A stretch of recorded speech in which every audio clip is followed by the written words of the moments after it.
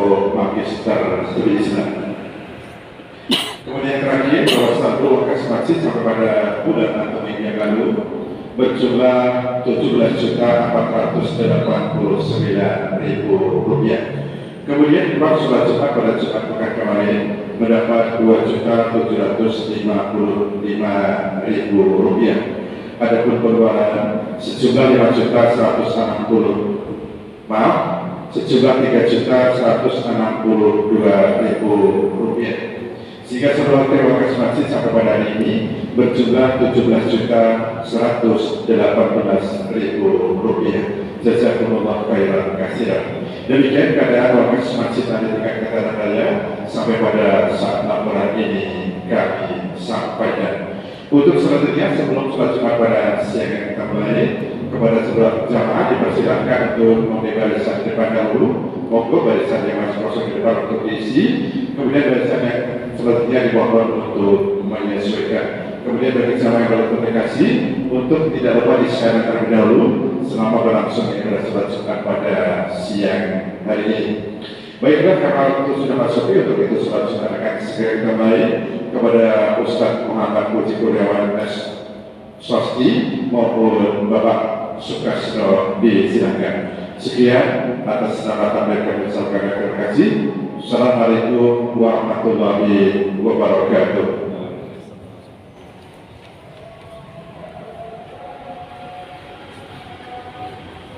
Assalamualaikum warahmatullahi wabarakatuh.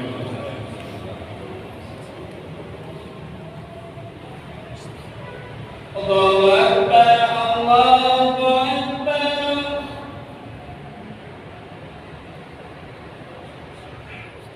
Allahu Akbar, Allahu Akbar.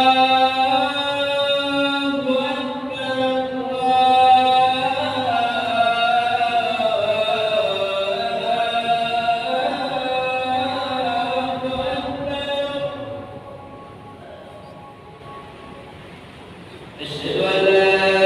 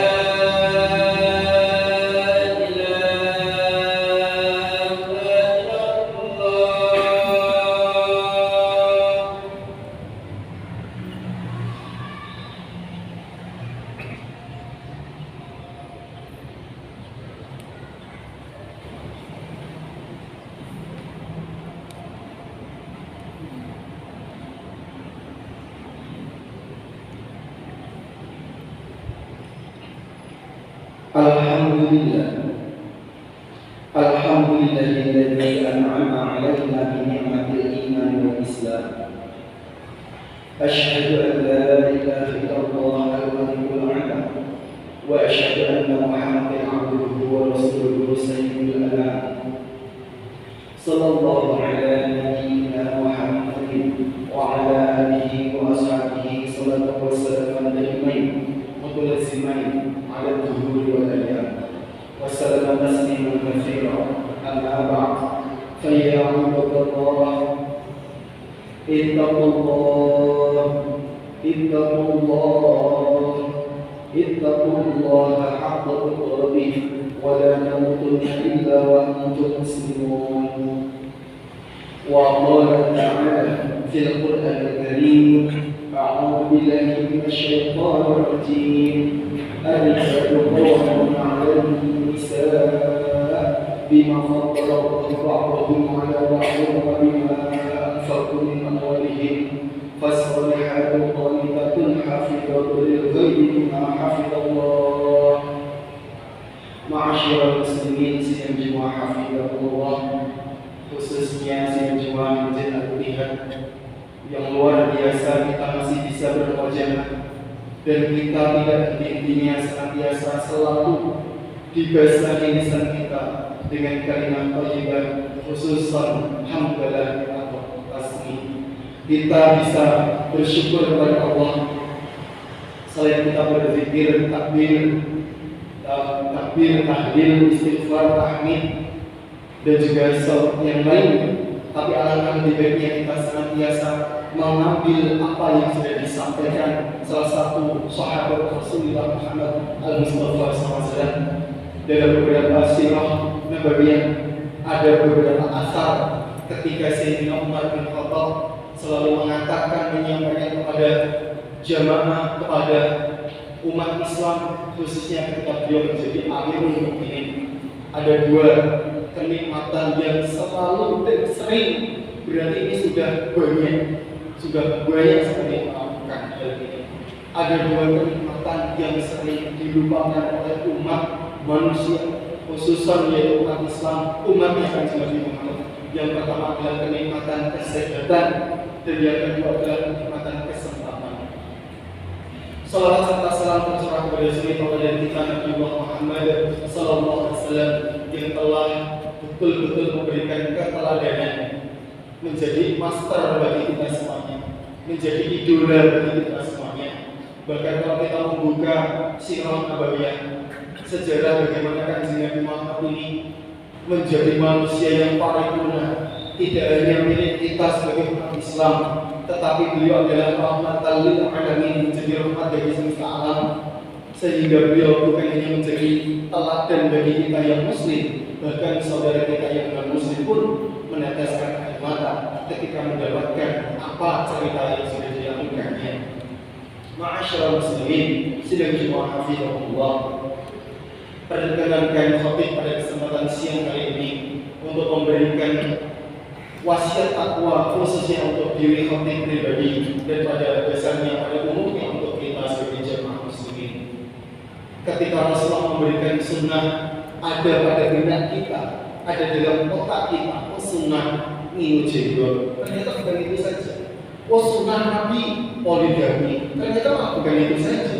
Tapi sunnah bisa kita kategorikan menjadi tiga kelas atau tiga macam. Yang pertama adalah sunnah umumiyah.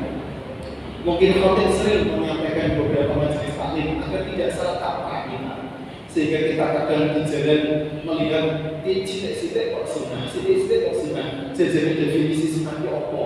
Harus kita pahami. Jangan kita ini seperti zaman sekarang itu FOMO sama anak-anak zaman sekarang. Orang ngerti kan melu seperti itu, atau syaratan gitu, atau hal-hal yang lain. Yang pertama adalah sunnah qauliyah. Apa sih sunnah qauliyah? Karena sunnah itu sendiri adalah apapun yang ada pada diri Rasulullah. Sunnah qauliyah adalah apa yang pernah beliau sampaikan. Napa mawon ingkang sampun dipun ngendikaken Kanjeng Nabi Muhammad SAW. Yang mana sunnah qauliyah ini bisa dikategorikan menjadi hadis. Dan hadis ini ada dua macam. Yang pertama adalah hadis qudsi, yang kedua adalah hadis nabawi. Hadis qudsi adalah firman Allah Azza wa Jalla yang tidak termaktub di dalam Al-Quran Karim, tetapi lewat apa yang dikaulkan, disabdakan oleh Kanjeng Nabi Muhammad SAW. Apa cirinya itu Mas Wah? Cirinya biasanya ketika qala Rasulullah SAW ditambahi qala Allah Ta'ala, seperti itu. Jadi terjemah dalam bahasa Indonesia, Rasulullah bersabda, Allah berfirman. Jadi ibaratkan kita di zaman Rasulullah, dan Rasulullah ketika sidang Jumat itu alat Rasulullah khotibnya, maka Rasulullah itu ketika berkata atau memberikan tausiah atau wasiat itu Rasulullah akan menyinggung qala Allah Ta'ala, sehingga kita yang mengikuti di majelis Rasulullah itu akan menyampaikan siapa perawinya, misalkan si fulan itu akan mengatakan qala Nabi SAW qala Allah Ta'ala. Kanjeng Nabi sampun dawuh Kanjeng Nabi Gusti Allah berfirman. Ini namanya hadis qudsi dan tidak boleh digunakan oleh imam ketika sholat, baik sholat munfarid sendiri maupun sholat berjamaah. Contohnya apa hadis qudsi? Ketika kita mempelajari tentang shaum, apalagi shaum Ramadan, ada sebuah hadis qudsi yang mana sudah disampaikan Rasulullah Muhammad SAW, qala Rasulullah SAW, qala Allah Ta'ala, as-shaumu li wa ana ajzi bihi. Jadi kalau diterjemahkan, Rasulullah Muhammad SAW bersabda, Allah berfirman, puasa itu untukku dan hanya aku yang akan memberikan pahalanya. Ini hadis qudsi. Kemudian yang kedua adalah hadis nabawi, yaitu hadis atau perkataan atau qaul atau sabda asli Kanjeng Nabi. Jadi banyak sekali kalau kita kajian itu. Biasanya qala Rasulullah SAW bla bla bla, apa itu redaksinya? Pesan Rasulullah. Atau qala Nabi SAW apa bla bla bla. Misalkan qala Nabi SAW al-jannatu tahta aqdamil ummahat. Kanjeng Nabi Muhammad bersabda, surga itu di bawah telapak kaki ibu. Misalkan seperti itu. Atau qala Rasulullah SAW ridwan fi ridwan walidain wa sakhatullah fi sakhatil walidain. Kanjeng Nabi Muhammad bersabda, keridhaan Allah ada pada keridhaan kedua orang tua dan kemurkaan Allah pada kemurkaan kedua orang tua. Masyaallah muslimin sudah dimahafizatullah. Jadi kita ngerti sekarang sunnah qauliyah.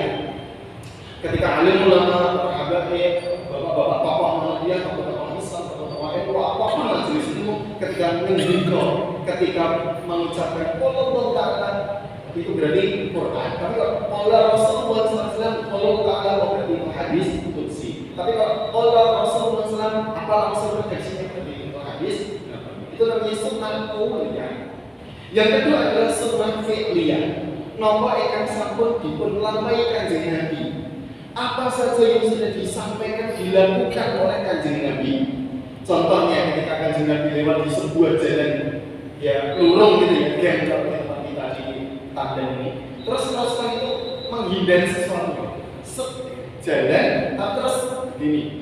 Nah itu yang mengikuti adalah Sayyidina Umar bin Khattab. Begitu Sayyidina Umar bin Khattab menjadi khalifah kedua, khulafaur rasyid kedua, menjadi Amirul Mukminin, itu membawa ajudan.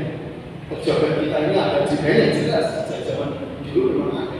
Ketika Sayyidina Umar jalan terus menghindar seperti ini, ditanya oleh ajudan, ya Amirul Mukminin, Umar bin Khattab kan menjadi Amirul Mukminin, mengapa engkau wahai bapak pejabat kami, khalifah kami, jalan di tempat ini kok seperti ini jalan?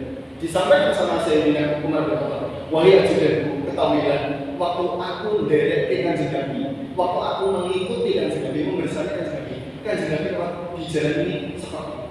Loh, kenapa usul punya usul waktu itu Kanjeng Nabi menghindari kalau di tempat kita mungkin belara, sempok gitu. Tapi di waktu di zaman Rasulullah ada pelepah daun kurma yang sudah mengering dan mau jatuh. Rasulullah enggak mau langsung berat, enggak, Rasulullah menghargai meskipun pohon kurma ini sudah tua dan hampir mati. Begitu luar biasa, budi agung budi Rasulullah. Nah, terus si ajudan mengatakan, wahai ya Amirul Mukminin, langsung tidak menjadi Rasul. Ya Amirul Mukminin, wahai Amirul Mukminin. Zaman Rasulullah kan di sini memang ada pohon kurma yang pelepahnya itu semplok gitu. Dan zaman sekarang kan juga nggak ada, ini lurus-lurus saja. Jalan ini bagus banget. Jawaban Umar bagaimana? Wahai raja, apakah aku salah untuk mengikuti beritiba kepada Rasulullah kekasihku, kekasih Allah itu? Apakah aku salah menghidupkan sunnah-sunnah beliau? Nah ini sunnah fi'liyah Rasulullah. Bagaimana Rasulullah juga dalam kesempatan yang lain ketika ada tamu, ya Rasul, tulang nyuwun pamit, assalamualaikum waalaikumsalam. Beda dengan kita. Ketika mungkin jamaah sidang Jumat di Masjid Al-Fatihah ini misal bertemu di madrasah dunia dari ini pengen ketemu Mas Wawan. Ketika sudah pamit, monggo Mas monggo Pak, bisa Pak Amir atau Mas Madu monggo. Terus kita langsung masuk rumah. Rasulullah tidak seperti itu. Rasulullah melihat, menyaksikan sampai tamu itu nggak kelihatan. Kalau di zaman dahulu kan memang padang pasir, sampai apa namanya ketukannya itu kuda atau unta kuda nggak terdengar. Intinya tamu-tamu ini oleh Rasulullah sangat dimuliakan sampai nggak kelihatan karena saking luasnya padang pasir. Kita kan enggak. Begitu pamit asal itu nggak bisa langsung tutup pintu kita. Koyo ngaku-ngaku arep menunjukkan sinar nabi, nggak koyo mesti dari Aisyah. Senyum saja kita susah. Apa kok? Orang baik. Masya Allah muslimin juga hafizullah. Kalau kita ngaji sirah nabawiyah, ngerti sejarah itu tidak gampang memfitnah, tidak gampang mengatakan, tidak gampang, sangat tekstual itu ya, tapi kontekstual. Oh ini toh sebab-sebab diriwayatkannya. Nah Quran, oh ini toh sebab-sebab diturunkannya. Quran kan ada asbabun nuzul, hadis ada asbabul uruz. Jadi enak berkehidupan berbangsa dan negara. Kemudian yang ketiga adalah sunnah takriyah. Pertama sunnah qauliyah, dua sunnah fi'liyah, ketiga sunnah takriyah. Apa yang diiyakan atau tidaknya Rasulullah? Ada kejadian ketika Rasulullah datang ke salah satu sahabat di negeri Jiran itu tetangga. Kalau kita tetangga kita ya Malaysia, Brunei, Singapura itu berjiran semua sama Malaysia. Kita kan baru tahu namanya Jiran itu Malaysia bukan. Nah, ketika di situ disodori di monggo ya kanjeng Nabi itu kanjeng monggo unjukkan sahabat dari Rasulullah minum, sahabat minum, mengambil makanan itu yang disodorkan itu. Ketika Rasulullah mau mengambil itu ternyata sang yang punya rumah, sang juru masaknya ya, itu mengatakan ya Rasul ini dari Zop. Zop itu kabel gurun pasir yang gede-gede waktu tempat kita di sini yang biawak kan biawak gitu. Bukan biawak yang gede tapi anaknya. Waktu digawe cari-cari, tapi di tongseng saya kita nggak bahas itu. Tapi Rasul ketika mau mengambil itu nggak jadi. Belum sempat ternyata juga ketika mau ini disampaikan Rasul nggak jadi. Pertanyaannya, apakah daging itu halal? Adalah begini, apakah halal? Enggak juga. Karena sahabat Rasul setelah sudah makan. Usul punya usul takrir yang Rasul ini adalah ketika Rasul menyampaikan di tempatku padang pasir di Madinah Al-Munawwarah tidak ada hewan tersebut.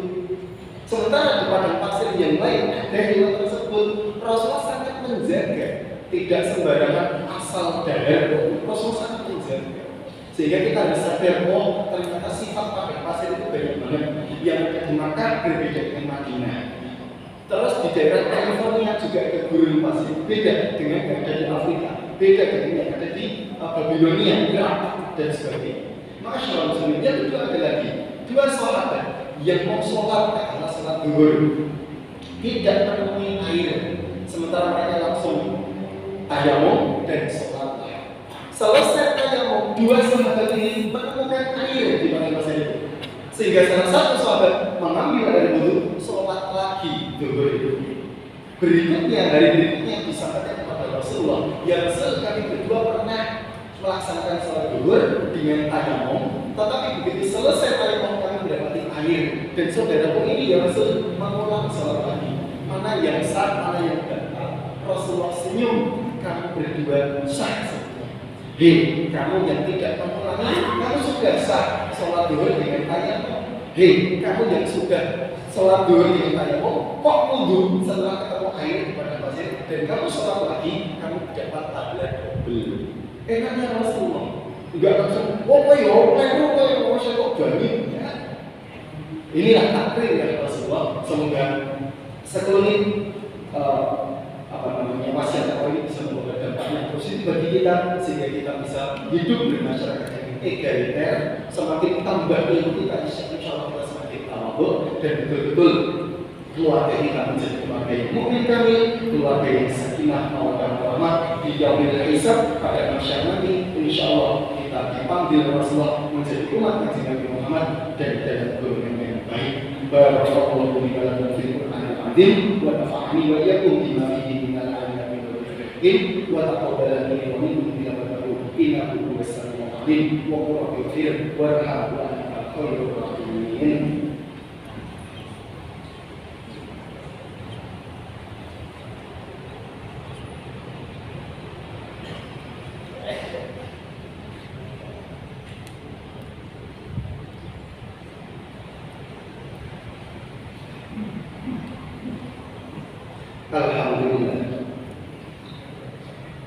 Alhamdulillahilladzi hadana li hadza wa ma kunna linahtadiya lawla an hadana Allah.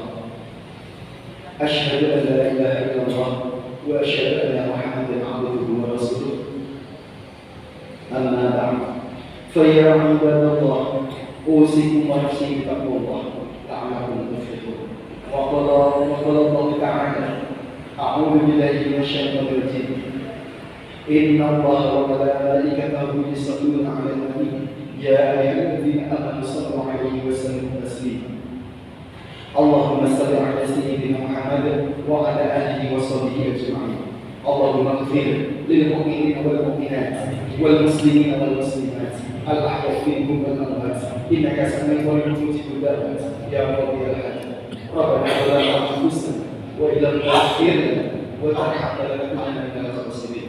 ربنا لا تؤاخذنا إن نسينا أو أخطأنا. ربنا لا تحمل علينا إصرا كما حملته على الذين من قبلنا. ربنا لا تحملنا ما لا طاقة لنا به واعف عنا واغفر لنا وارحمنا أنت مولانا فانصرنا على القوم الكافرين. اللهم إنا نسألك رضاك والجنة ونعوذ بك من سخطك والنار. اللهم أجرنا من النار. اللهم أجرنا من النار. اللهم أجرنا من النار. اللهم أعنا على ذكرك وشكرك وحسن عبادتك. اللهم لا سهل إلا ما جعلته سهلا وأنت تجعل الحزن إذا شئت سهلا.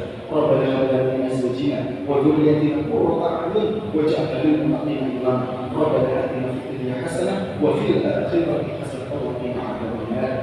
عباد الله إنما يقول بالعدل والإحسان وإيتاء ذي القربى وينهى عن الفحشاء والمنكر والبغي يعظكم لعلكم تذكرون ولا ذكر الله